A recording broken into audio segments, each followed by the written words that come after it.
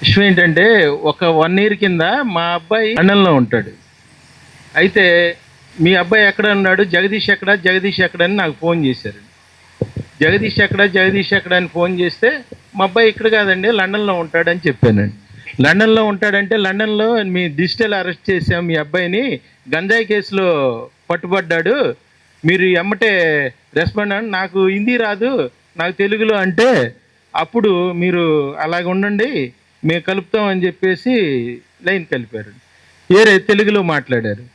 తెలుగులో మాట్లాడితే అసలు మా అబ్బాయి వాళ్ళకి సిగరెట్ బీడీ చుట్ట ఏ అలవాటు లేదు, గంజాయి అలాగా ఇచ్చేస్తాడు అని చెప్పి మాట్లాడితే, లేదు లేదు మీ అబ్బాయి ఫ్రెండ్స్ మొత్తాన్ని మేము డిజిటల్ అరెస్ట్ చేసాము, మీరు ఇమీడియట్లుగా మీ ఇండియన్ డబ్బు అయితే ఇప్పుడు 1,50,000 కడితే ప్రస్తుతానికి ఆపుతాము, ఎమ్మటే వేయాలి లేదంటే కుదరదు. సరే నాకు ఒక అరగంట ఇవ్వండి నేను మాట్లాడి మళ్ళీ అంటే, సరేనని చెప్పేసి నువ్వు పెట్టమాకు, ఎక్కడికి వెళ్ళమాకు, ఫోన్ పెట్టొద్దు అన్నారు. నేను కట్ చేశాను. కట్ చేసేసి వెంటనే నాకు తెలిసిన సిఐ గారు ఒక ఆయన ఉంటే సైబర్ క్రైమ్లో ఆయనకి ఫోన్ చేశాను. ఆయన ఫోన్ చేస్తే ఆ నెంబర్ అది నాకు ఇవ్వు, మళ్ళీ నువ్వు ఎత్తితే అలాగే మాట్లాడు, నాకేం సంబంధం లేదు, ఏదన్నా ఉంటే గట్టిగా చెప్పేసే అన్నారు. అప్పుడు మళ్ళీ చేశారు. మళ్ళీ చేస్తే అసలు మా అబ్బాయి ఎక్కడ లేడు, ఏరే చోట ఉన్నాడు అని చెప్పేసాను. ఆ తర్వాత అయిపోయింది. అది ఏంటంటే బయట నుండి వచ్చే ఫోను మనకి ఇండియా నుండి అయితే 91 కోడ్ కింద వస్తుంది, అది 92 కింద వచ్చింది. సరే ఇంకొకటి ఏంటంటే సైబర్ క్రైమ్లో జరుగుతుంది ఇప్పుడు కొత్తగా, మన రీసెంట్గా అంబాపురంలో సార్ వైజాగ్ క్రైమ్ పోలీసు వారు అక్కడ ఎఫ్ఐఆర్ కట్టి అంబాపురం వచ్చారు సార్. ఒక అకౌంట్ ఎవరన్నా అసలుకి ఏలు ముద్ర వేసే వాళ్ళైనా పర్వాలేదు, అకౌంట్ ఓపెన్ చేసి బ్యాంక్ అకౌంట్ ఓపెన్ చేసి వాళ్ళకి సిమ్ కార్డు కూడా వాళ్ళే ఇస్తారు. SIM card, account opening, cheque book, ఇది మన ఏటీఎం కార్డు అన్నీ వాళ్ళకి ఓపెన్ చేసి ఇస్తే కొత్త అకౌంట్ వాళ్ళు 15,000 ఇస్తున్నారు. వాళ్ళు మనకి 15,000 ఇస్తున్నారు, మేము వాడుకుంటాం మీ అకౌంట్ని అని చెప్పి 15,000 ఇస్తున్నారంట. వాళ్ళు ఏం చేస్తున్నారు, 5,000 చేపించినోడు తీసుకొని 10,000 అసలు ఓపెన్ చేసినోడికి ఇచ్చి అలాగ చేశారు.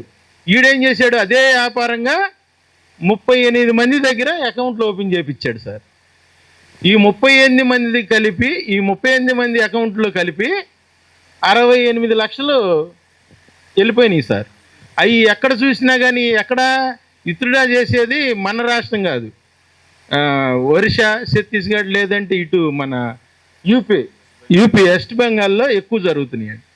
వాళ్ళు ఏం చేశారు, మన డబ్బులు పోయినోడిది అడ్రస్ ఇక్కడ చూపిస్తుంది, మీది కదా అకౌంటు, కానీ మీ అకౌంట్లో పడ్డ నిమిషంలో వాళ్ళు తీసేస్తున్నారు డబ్బులు.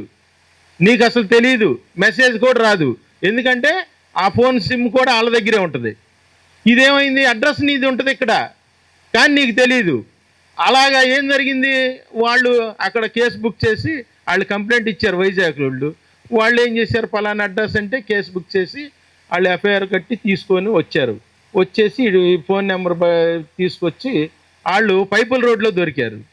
పైపుల్ రోడ్లో దొరికితే అక్కడ సరెండర్ పోలీస్ స్టేషన్ ఎక్కడ దగ్గర అయితే అక్కడ తీసుకెళ్ళి మనకి ఇంటిమేషన్ ఇచ్చి తీసుకెళ్ళాలి. మామూలుగా 2 టౌన్ రావాలి వాళ్ళు, కానీ పాయికాపురం తీసుకెళ్ళారు.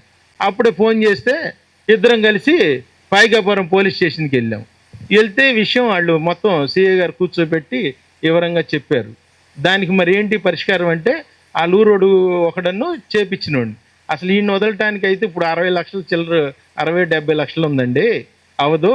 ఇతంది అయితే ఇంకో అతంది 1 లక్ష రూపాయలు వెళ్ళింది, ఆ 1 లక్ష రూపాయలు కొట్టేస్తే ఇతన్ని వదిలేస్తాము అని అంటే అప్పటికప్పుడు అరేంజ్ చేసి 50,000 ఇచ్చి మళ్ళీ వారంలో వచ్చి చేస్తామంటే అప్పుడు మాట్లాడించి రిక్వెస్ట్ మీద పంపిస్తే మళ్ళీ ఇప్పుడు వాళ్ళు మిగతా 50,000 కూడా కట్టేశారు, అతన్ని వదిలేశారు. ఈ అకౌంట్లు చేసిన ఆయన్ని మాత్రం ఇప్పటికీ లోపలే ఉన్నాడు. అలాగే 6 నెలల వరకు కూడా బెయిల్ రాదంట. అది పరిస్థితి.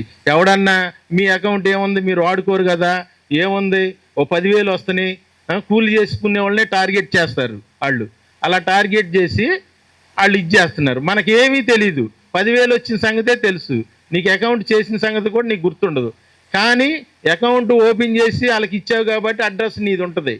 అది ప్రమాదం మనకు వచ్చేది. అలాంటి తప్పు పని ఎవరో చేయొద్దు. ఓకేనా? Thank you.